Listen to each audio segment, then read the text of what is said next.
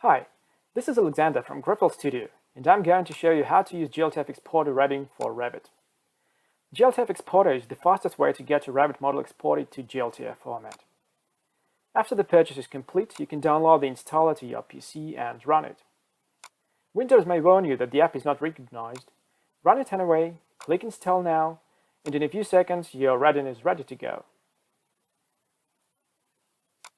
Launch Revit. Open your project. Only elements visible in the 3D view will be exported.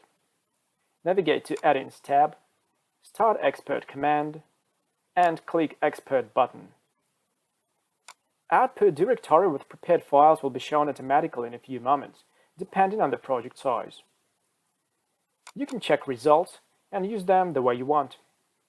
This concludes this video. Thank you for watching.